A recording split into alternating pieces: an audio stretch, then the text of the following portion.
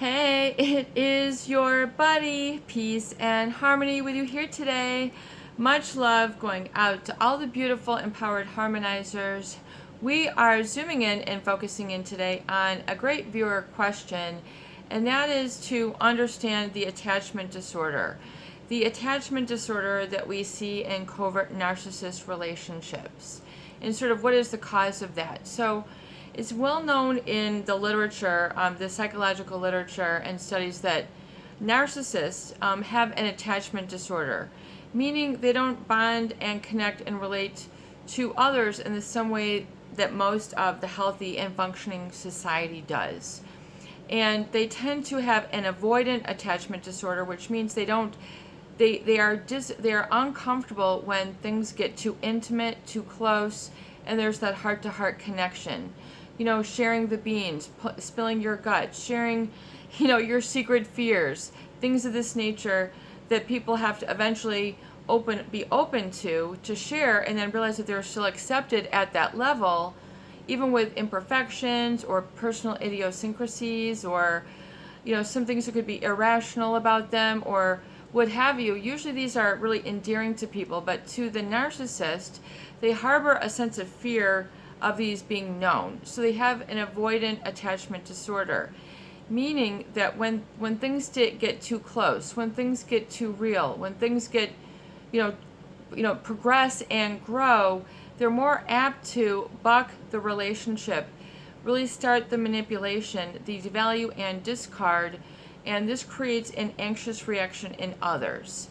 So it's a well-known issue with these types of relationships, and it's very difficult also because they tend to attract people then who are codependent or who have an anxious attachment style. So if they're so understanding the avoidant personality trait or attachment disorder means that they are avoiding that connection. They are sometimes commitment phobic.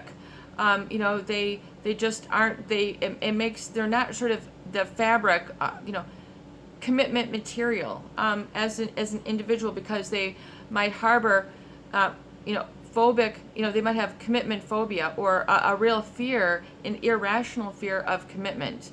So these are commitment phobic individuals. It might be in relationships, it might be to family, it might be their job. They just become very fearful. This creates a lot of stress for other individuals as well, because they tend to then blame themselves because it's a consistent basis. So they attribute their unhappiness, which basically becomes, expressed as unhappiness. The narcissist then, begins to, if it's a covert narcissist, they might, find problems with you, quote unquote. In other words, your normal desire is just to have a relationship, to connect, to be able to share issues of the heart, to be real, to be authentic, to not have to be perfect, to not have to, live up to the need to impress all the time. The narcissist, they have a number of qualities which keeps this really successfully, the problem in place for a long period of time. They have an exaggerated sense of self-importance, and also really a sense of entitlement that requires, this is the other kicker, it requires consistent, excessive admiration. So they love to have a lot of feedback. A lot of people, ooh, ah, things of that nature. That really keeps them going, which is very interesting, because on the flip side, usually the other individuals who do become closer to them than most will usually exhibit a codependent or an anxious avoidant attachment, which means when they don't have the relationship, they become very anxious. And then we'll work, to alleviate that anxiety is to kind of get this person back in their relationship. So people who have then been sort of conditioned and programmed to be around these individuals, in other words, it mimics oftentimes a relationship dynamic that was set up and founded and formed earlier in life. So, especially in the first 0 to 7 years, this is when your subconscious is on receive mode. It's not on replay. It's gathering information, of who you are, who people are, how you, work with them, how you handle them, how you work with authority figures, whether you laugh, cry, dance, are acceptable. 0 through 7 are very formative years. So if your parent then exhibited, this attachment disorder, or was, caught up in their own world, their own situation, they didn't, they had this pathological sense of self-importance, or they had a lot of this pressure, then they might not have given the feedback, the validation. This might have, kids really might have then been starved for validation, starved for attention. And so this is, if you have that type of sort of lack of presence from a caregiver, in other words, a caregiver that was neglectful or abusive, where wasn't there to satisfy your healthy attachment needs, to have a connection. So if you experienced a disconnect with this primary caregiver, there was always a problem, always a relationship problem. We have a lot of viewers, who share their stories, and this is very painful, to feel rejected by your parent. And if the parent is a narcissist or a psychopath, then this is felt very severely. And this can be a real lifelong emotional pain, and create the perfect storm for an attachment disorder, either of the narcissistic type, which becomes an avoidant, whoa, I can't get that close, or the anxious type. If I don't have somebody, I become very fearful. I fear for my existence being alone. It triggers this whole fear, like, oh my God, I'm on my own, and then you've got this sort of, then it'll overcompensate to get people back, or they'll have an overinflated sense of this individual who is not good for them, to need them back in their life, because they're so used to satisfying that drama, that pattern, where, if I appease them, then we've healed the Band-Aid. You might have, had a fight with this individual and then had to go back to their ways, which then is unhealthy and dysfunctional, which is avoidant in nature. So you can never have a stable, secure relationship with these types. Oh my God, this is like a lot of info in the first 7.5 minutes. So hopefully you're still hanging in there. Not sure what your all attention span is like, if you like the longer or shorter videos. We're just going to plug away, though, to understand this dynamic, and why you find yourself, people then, exit these relationships with scourges of, say, self-blame, self-hatred, crying, just trying to purge out the emotional pain. Oftentimes it can be, turned into self-sabotage or self-hate, or feeling that you're not good enough. It'll just load others with self-doubt. I am unlovable, unattractive, not good enough, no matter how hard I try. I exhaust my, I give and give and give, and it still is not enough. So people then, chalk themselves up to a failure, because of this. So you have to understand the attachment disorder in the narcissist, and you can understand then that you're not crazy for being normal. You're just not an energetic match to the abnormal. It's not a good fit to be in a relationship with people who have an attachment disorder of this type, because they have an attachment disorder. It's just, they cannot. So people oftentimes want to project, I can help you. There's enough love in me for the both of us. I mean, wasn't that back in the day if you were a teenager? Hey, I'll just, show them, because I've got a 6-pack ab, I can put up with this, or because I have a big chest or big muscles or beautiful hair, I can fix the relationship. I'm good for them. I can soothe their wounds. I can, pacify them. I can quell their fears. So the codependent, then pacifies or appeases or pleases through excessive giving, one directional, and so they become very uncomfortable then with the opposite, which is receiving, feeling validated, feeling loved, feeling secure, so they end up giving out of insecurity, and this becomes problematic, because then the insecurity just becomes a way of life. It becomes a chronic undergirding attachment fear, that there's something terribly amiss and I can't put my finger on it. It will not be resolved, yet it's close. to me. So people get this sort of Stockholm syndrome where they feel that they cannot escape the source of the abuse. Especially, if this is a parent. I mean, how intense is it to feel that you are disconnected from your caregivers and you can't survive in the wild at age 2, 3, 5, 7, 9, 11, 12, 15, or 18? I mean, do you see? So you're then forced to depend on an attachment disordered individual who's not going to connect with you because it doesn't fit their personality profile.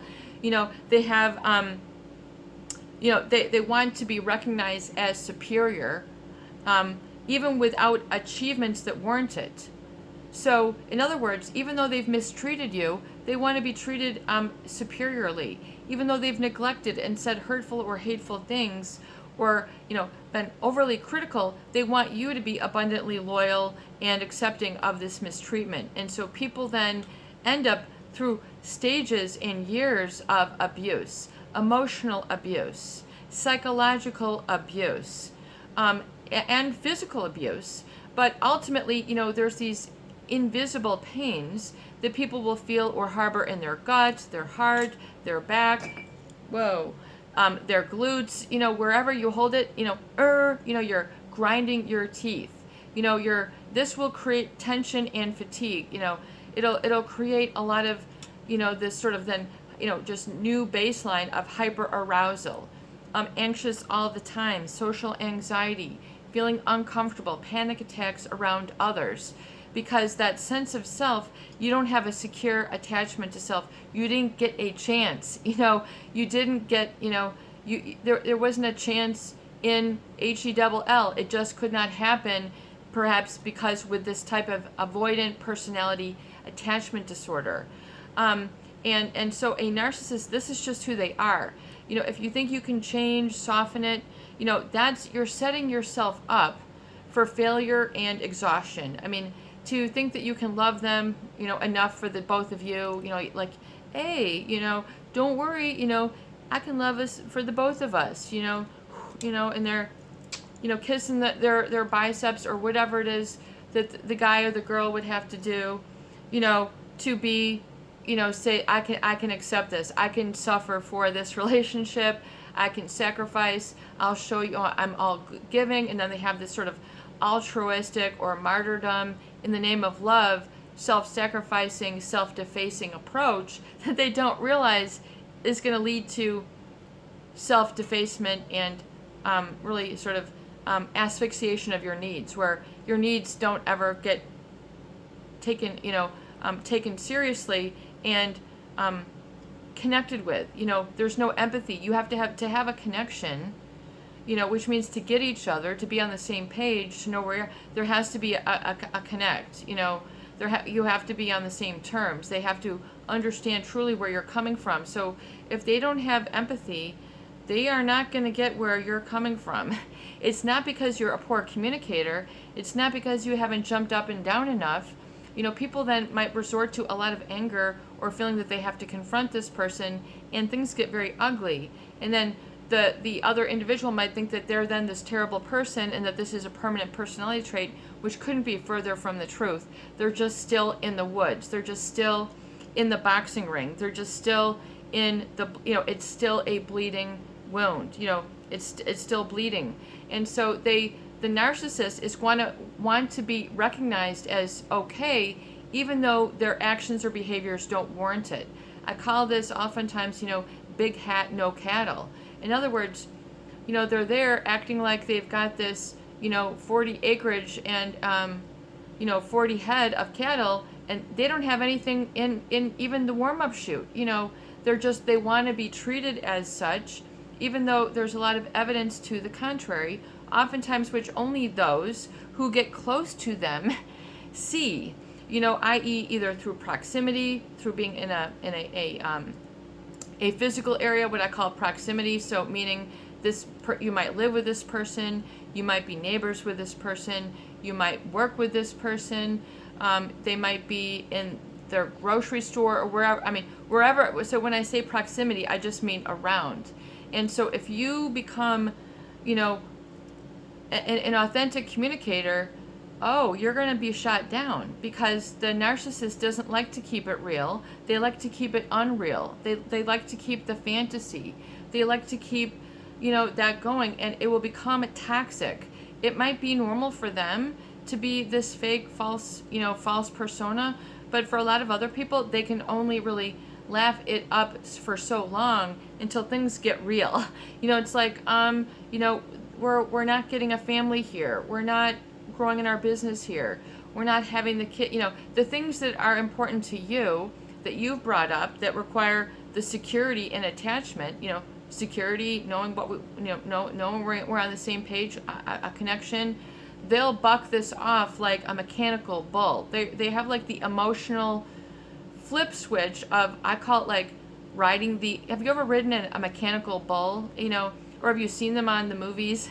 I remember during one of these, when I was in the new product development, we were in the West Hollywood area, and after the meetings, there was a place, I think it was called the Cattle Ranch or something, but one of the things is they have that mechanical bull, which where, you sit on it, it's very slippery, they've got one thing, you got to put one hand in the air, and it really basically bucks you or throws you around. So eventually, and then it goes faster and faster for those advanced, and people think it's really funny to see these people get thrown off these things. Anyway, it's kind of like that. It's kind of like that, an emotional mechanical bull. All of a sudden you get thrown off and you're like, I thought we were just in a relationship. I thought we were trotting along. Boom, you get the back legs, bucked up from behind you, and you're just like, what? And then it creates this sort of shock and awe. And then people are then they will ruminate and try to muse over what just happened, trying to figure things out until they eventually learn, whoa, this S is getting real. We have a real problem here. Either it'll come to light either on, holidays or, birthdays or vacations. Things aren't snapping into place. Things that you had discussed and, things that are important to you are getting brushed off, minimized, minusculed, made irrelevant, unimportant. This isn't right, or they might lie pathologically and just tell you what you want to hear so they can string you along. I mean, it goes through the whole gamut. It goes through the whole gamut. So, the attachment disorder is a very, very a predominant part of, I would say, of understanding a covert narcissist. So they will give that emotional mechanical bull reject sort of eject button to you, where remember back in the day you had those comics, and then I don't know what it was, but they'd push the eject button and the guy would go shooting out. So you feel like that. You just feel like you've just been hit on the eject button, but then they want you to come back even after they've rejected you, which is a really strange cognitive dissonance. It's like, if I have all these problems, if I'm this bad, then why do you keep wanting a back rub? Why do you keep wanting me to cook for you? Why do you want me to continue to do this? But yet I'm so terrible. Because to them, they start, getting bored. They start, it doesn't have that same tinge of mystery, that they like to roll, with. They like to sort of have that sort of fantasy plate spinning in the air 24/7, which for a lot of people, that is a fake or false. It's a fake relationship. In other words, when things get real, you have a health issue, you need, something has, fallen in your business. You're no longer the high income earner, or, then things change real quick. Things get real quick, and we're no longer floating on the fantasy rainbow slide. You're actually, you've actually got to stand there with a shepherd, so it can be like, we got to navigate this. We got a juncture here. We got to do something. You get at a real crossroads and a real junction, when they're unable to acknowledge the feelings and needs of others as legitimate, real, and warranted. So this is their inability. This is their deficit. Narcissists do not feel that deficit defines them. In the adjective, for them to be inadequate, it just does not snap. It does not fit. It's not part of how they construct the gestalt of who they are. So they're gonna rebuke and they're gonna reject and they are going to say hurtful things when you try to get close, and create that chaos, which is just part of their. If people do not comply with their need to be related to as superior, then you're gonna start to, it's gonna get ugly. They're gonna start to say hurtful things. This is because they have this insatiable need for control and power and to be viewed and treated as special, and only associate with that level, even though for a lot of people, no thank you. I'm not living in that unreality, thank you very much. But to come down from that is a really difficult thing to be able to see and acknowledge why there is this attachment disorder in the covert narcissist. They expect special favors, unquestioning compliance with their expectations. So the minute you try to keep it real, or this seems a little bit off, they're not. They don't feel that they've done anything wrong, nor do they feel that they have to stoop to. It's their mindset. Even though you're on the equal, you're on the level. To them, they must keep everybody else feeling intimidated, lowly. Like you're a roadie, or what do you call those? A groupie. As if you have to be their fan and not an equal. It becomes a real dynamic, and they'll sometimes it'll be kind of funny and arrogant that they'll do these things, just sort of conceited, like, but oftentimes it's real for them. They need to always be that way. So oftentimes you don't see them being humble, having a religious affiliation, taking care of their health, being having believe in good big causes, just real passion. They have sort of a fake passion to live like very surface.